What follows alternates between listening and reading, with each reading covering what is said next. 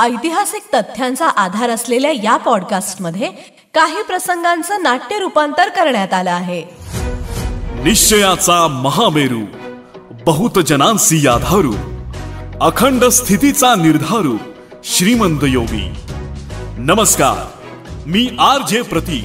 निश्चयाचा महामेरू या ऐतिहासिक पॉडकास्ट मध्ये तुमच्यासाठी घेऊन आलोय छत्रपती शिवाजी महाराजांचा धगधगता इतिहास. आणि आज आपण ऐकणार आहोत खानाचे वकील कृष्णाजी भास्करांची राजांशी भेट. राजे गडावर आले. राजांचे जीवाभावाचे सारे सरदार गडावर गोळा होत होते आणि एके दिवशी कान्होजी जेधे येत असल्याची वर्दी गडावर आली. राजांना ते ऐकून फार समाधान वाटले. कान्होजींनी आपला शब्द खरा केला होता, कारण कान्होजींच्या बरोबर शितोळे, गायकवाड, खोपडे, मारणे, डुहार, मरळ, कोंडे, शिळमकर वगैरे सारे देशमुख वतनदार आपल्या जमिनीशी आले होते. देशमुख आले म्हणजे इतरही वतनदार आलेच. कान्होजींनी राजनिष्ठा आणली. राजांचं घोडदळ 7,000 पोहोचलं होतं. पायदळही 3,000 जमा झालं होतं. हे सगळं बघून कान्होजींनी विचारलं, राजे, लढाईचा बेत मोठा दिसतोय. खानाची कुमक भारी असणार. राजे म्हणाले, कान्होजी, जावळी खोऱ्यात येणाऱ्या 100 शत्रूंना आमचा माणूस पुरेसा आहे. आमची कुमक नुसती माणसांची नाहीये. आमच्या मागे सह्याद्रीची कूस उभी राहिली आहे. आशीर्वाद द्यायला महाबळेश्वर आहे. कान्होजी म्हणाले, पण खान वाई सोडेल का? राजे म्हणाले, त्याला सोडावीच लागेल. खानाबरोबर प्रतापराव मोऱ्यांसारखी माणसं आहेत. जावळी परत घेण्यावर त्यांचं लक्ष आहे आणि त्यांसारखी बरीचशीच या भागाची माहितीगार माणसं खानानं आपल्या सोबत घेतली आहेत. आपल्या सामर्थ्याच्या घमंडीवर खान आपण जाऊ तिकडं वळेल. तो नाही वळला तर वळवावा लागेल. राजे जसे खानाबाबतीत विचार करत होते, अंदाज बांधत होते, तसा खान ही राजांच्या हालचालीवरती लक्ष ठेवून होता. खान चलबिचल झाला होता. शिवाजीचा एवढा मुलूक आपण ताब्यात घेतला, एवढी लूट केली, पण शिवाजी जावळी सोडून का बाहेर येत नाहीये याचं कोडं खानाला पडलं होतं.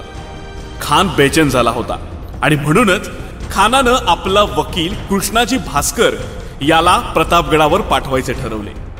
आणि तशी खबर खानानं प्रतापगडावर पाठवली. खानाचा वकील आपणहून भेटायला येतो यावर कुणाचाच विश्वास बसेना. कृष्णाजी भास्कर आपल्या अश्वपथकाबरोबर गडाच्या पायथ्याशी आला. राजांनी जेधे, पानसंबळ, पंताजी गोपीनाथ, अण्णाजी पंत यांना वकिलाला सामोरे जाऊन मानानं गडावर घेऊन यायला पाठवले. आणि साऱ्यांचे लक्ष आता कृष्णाजी भास्करकडे लागले होते. कृष्णाजी भास्कर गड निरखीत चढत होते. गडाचा कडेकोट बंदोबस्त त्यांच्या नजरेतून सुटत नव्हता. गडाच्या सदरेवर येताच दुहेरी तटबंदीनं बंदिस्त असलेला गड कृष्णाजी भास्करांच्या नजरेत भरला. गडावरचे पहारे, बुरुज, तोफा, तोफगोळ्यांचे ढीग सगळं पाहून कृष्णाजींच्या चेहऱ्यावर स्मित झळकले. ते पंताजींना म्हणाले, पंत, इथं तर लढाईची तयारी दिसतेय. पंत म्हणाले, तुमचा काहीतरी गैरसमज होतोय. राजांच्या कुठल्याही गडावर बंदोबस्त हा नेहमीच असतो.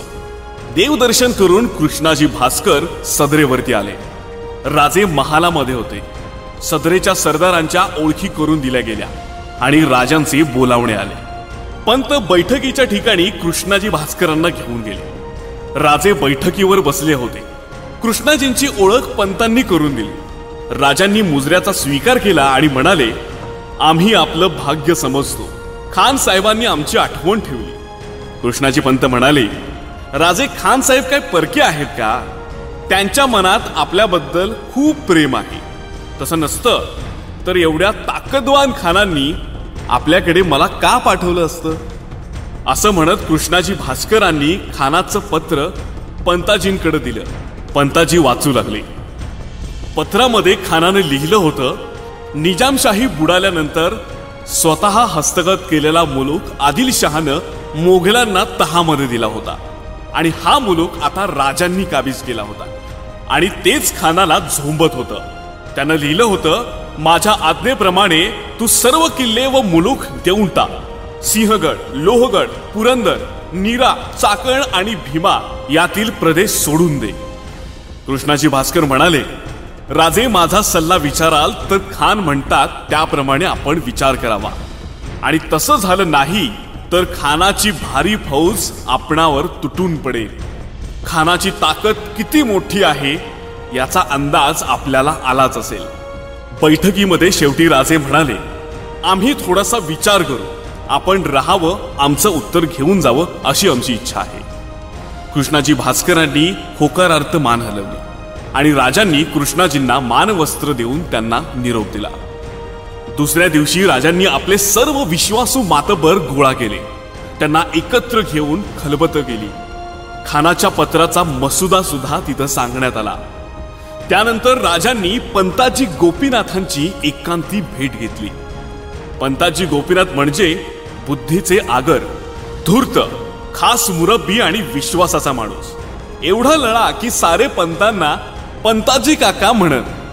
पंताजी येताच राजे म्हणाले, पंत खानाचा वकील आला, म्हणजे रिवाजाला धरून आमचाही हे जीव खानाच्या छावणीत जायलाच हवा, आणि म्हणून आम्ही तुमची निवड केली आहे. आम्ही कृष्णाजी भास्करांना आजच निरोप देतो.